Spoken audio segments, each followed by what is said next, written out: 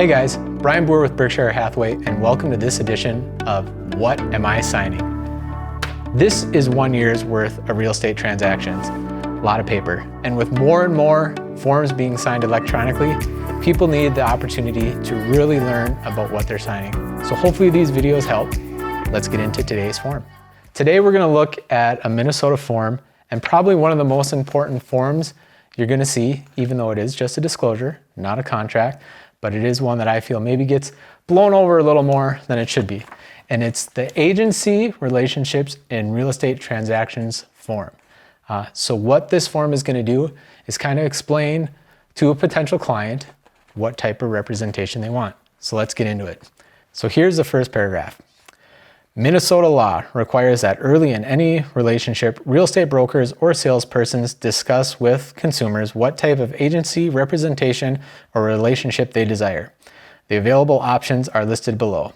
This is not a contract. This is an agency disclosure form only. If you desire representation, you must enter into a written contract according to state law. And then the paragraph continues to go on and on with boring talk like that, and people have no idea what they're signing. So what this form means is if you want a real estate agent to fully represent you, you need to have a written contract with them. Until you have that written contract with them, you're just a customer and there's some fiduciary duties that they don't owe you. These fiduciary duties are loyalty, obedience, disclosure, confidentiality, reasonable care, and accounting.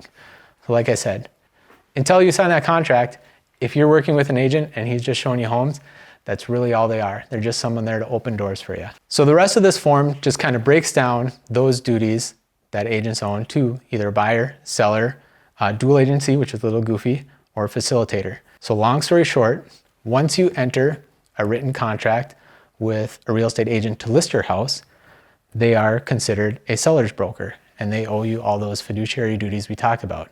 Same thing is once you enter a written contract with a realtor to be your buyer's broker, they owe you all those duties. Until that contract's written, they really don't owe those duties to you.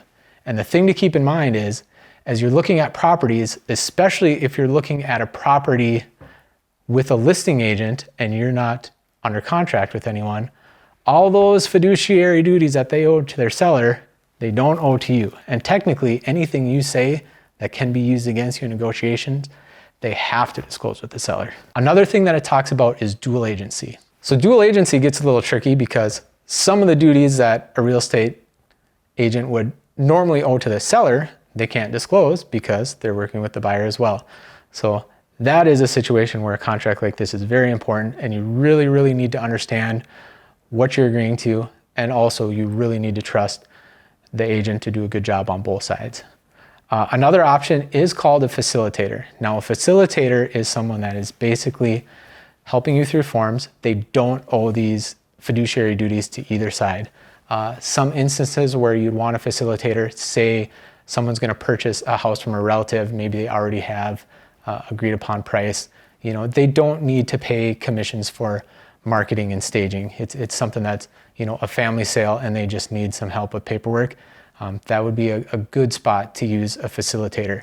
But keep in mind, don't ask your facilitator, hey, what is this house really worth? Info like that, they don't really want to explain to you because they're trying to stay out of the contract the best they can. So hopefully today you learned a little more about the Minnesota agency form. It is a really important form, especially as you're just gonna start, you know, working with a realtor.